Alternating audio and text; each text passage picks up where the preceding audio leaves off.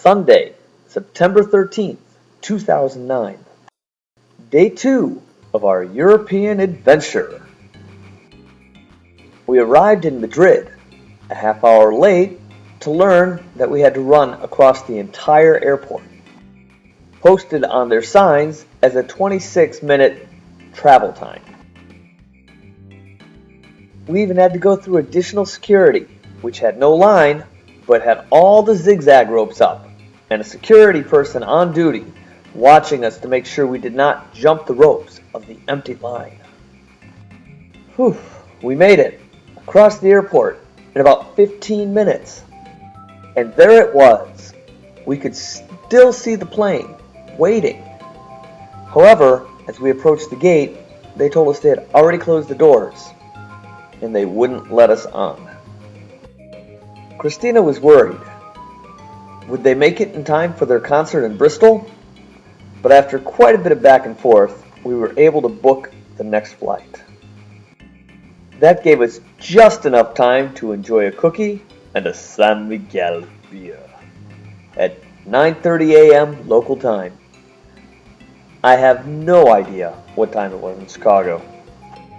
But having eaten food in the airport, that counts as an official visit to Spain.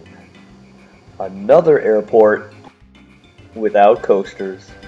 But I did get a napkin.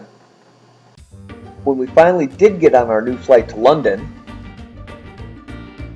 we were treated to Christmas music being played throughout the cabin. We don't know why. In London, Greg was held up and questioned briefly by security, but we still made our bus in plenty of time for the 2-hour bus ride. We would arrive in Bristol with plenty of time before the Michael Ball concert. When we arrived in Bristol, we could not seem to get a cab. So instead, we had quite a trek across town with all of our luggage. We did not have directions or an address, but we somehow eventually figured it out and got checked in.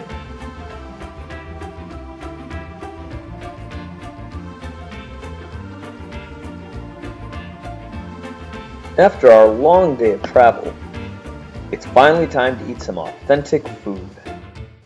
Bristol seems to be filled with Italian, Mexican, Greek, Irish, Indian, Mediterranean, Korean, and even Austrian.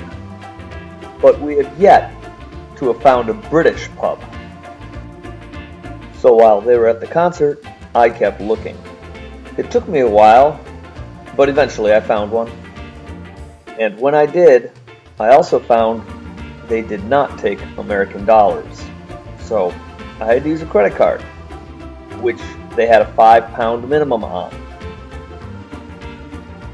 which meant I had to buy 2 beers at a time.